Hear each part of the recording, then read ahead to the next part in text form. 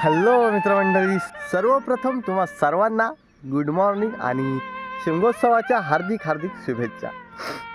तर मंडळी, आपला थंबनेल बघून तुम्हाला समजलं असेल आज आपण या ब्लॉगमध्ये काय करणार आहे. तर थंबनेल बघून तुम्हाला सर्वांना समजलं असेल आज आपला ब्लॉग कशावरती आधारित होणार आहे. तर काही विषय नाही, आधी तिकडे जाण्याआधी आपण इकडे आलो आहे सकाळी सकाळी, कारण इकडे आमची छोटीशी बाग आहे. तर मग त्याची राखण वगैरे करायला लागते, वांदर वगैरे येतात तर मग थोडं त्यांना पिटलायला लागतं. बाकी काय नाही. तर मग इकडे जरा जातो आणि त्याच्यानंतर तिकडे जातो. म्हणजे आमचा फणसोळे गावचा शिमगा कसा असतो ते आज मी तुम्हाला दाखवणार आहे. म्हणजे एकदम स्टार्ट टू एंड. म्हणजे होळी आणायला जातात, म्हणजे होळी म्हणजे त्याला शेडा बोलतात, शेंडा बोलतात, सुरमाड बोलतात, असं बोलतात. तर मग आपण आता तो आणायला जाणार आहोत. आता हजेरी होईल त्याच्यानंतर सगळे जातील, तर मग त्यांच्यासोबत आपण पण जाणार आहोत. आपण एकदम स्टार्ट टू एंडपर्यंत शिमगा कवर करणार आहोत. आमचा शिमगा कसा असतो फणसोळे गावचा ते तुम्हाला दाखवायचा प्रयत्न करणार आहे मी. तर नक्की माझ्यासोबत राहा, लाईक करा, कमेंट करा, शेअर करा आत्ताच. चला चला टाटा, जरा जाऊन येतो पटकन. मित्र मंडळी, तर आता आपण चाललोय पालखीला. पालखी तिकडून निघाले शेळा आणायला. तर मग आता मी पण जाणार घरी, जरा गाडी ठेवतो आणि आपण पण त्यांच्यासोबत चालत चालत जाऊया. आणि यावर्षी जो आमचा होळी आहे म्हणजे शेंडा आहे, तर तो बाजूच्या गावात आहे. दरवर्षी आमच्याच गावात असतो, पण ह्यावर्षी बाजूच्या गावात आहे, त्याच्यामुळे जरा लांब आहे. काय नाही, आपण चालत जाऊया बाकीच्यांसोबतच. चला भेटूया आपण तिकडे, जरा गाडी ठेवतो, सटकन निघतो. Bye bye.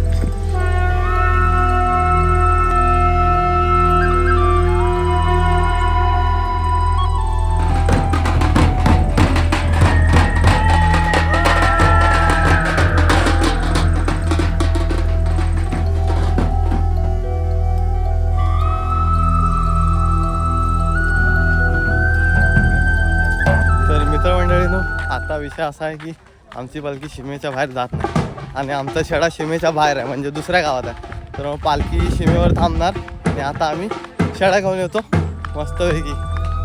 काय ढोल घेतला नाही आता, स्वतः काय वाजवणार नाही. आता थोडा वेळा दुसऱ्याजवळ देणार आहे, उगाच फक्त नावापुरता घेतला नाही. येतो मला, येतो, चांगलं वाजवतो तुझ्यापेक्षा. दिसल चला, पण मी वाजवणार नाही यार.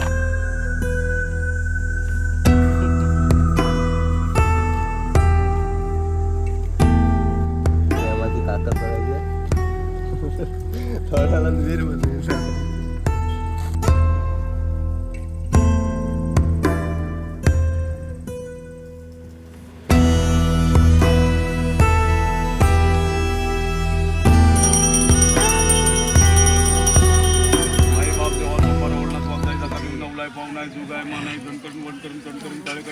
त्रिमुखी मराठीन सगुणा वायू तू गाव पांढरी गे तुझ्या घरा तुझा चंडा तोडण्यासाठी आज या गावी आम्ही आलेलो आहे किंवा ओलांडून या गावामध्ये आलेलो आहे.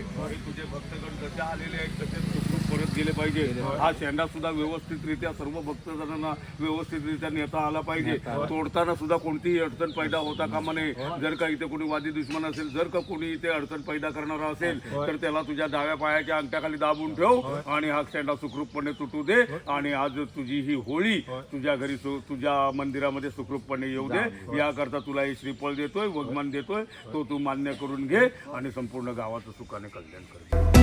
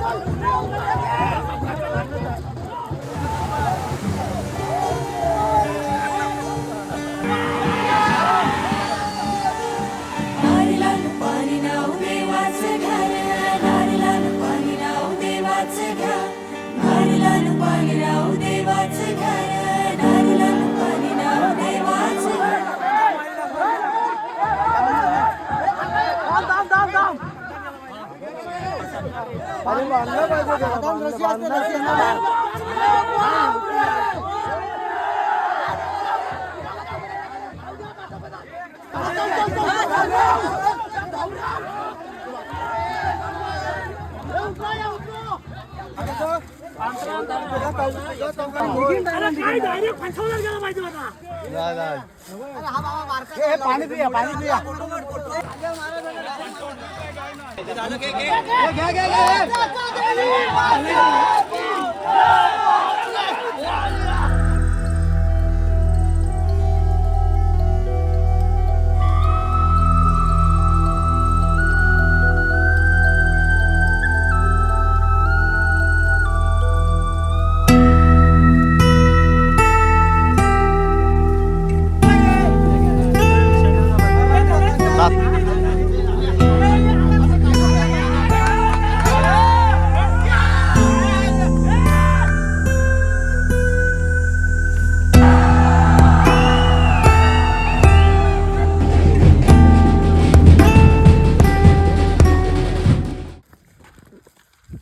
नमस्कार मंडळी. तर फायनली विषय असा झाला की तिकडून आम्ही वरती आलो, शेळा ठेवला मंदिराच्या इथं आणि वरती आलो आणि पहिला झोपलो. म्हणजे विषय काय झाला माहिती आहे, नुसता मी शूटिंग करत नव्हतो, नाही तर तुम्ही म्हणाल हा नुसता शूटिंग करतोय.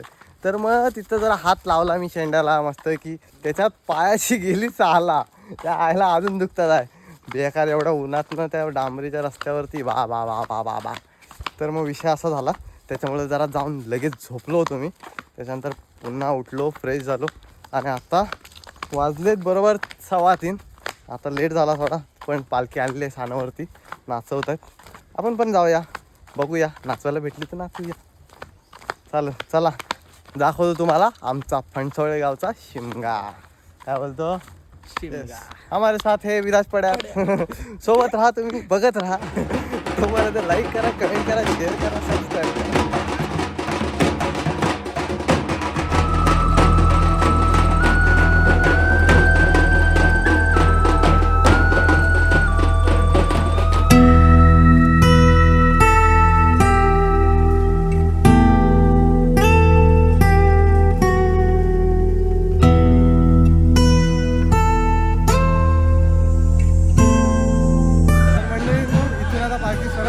गेले होमासाठी.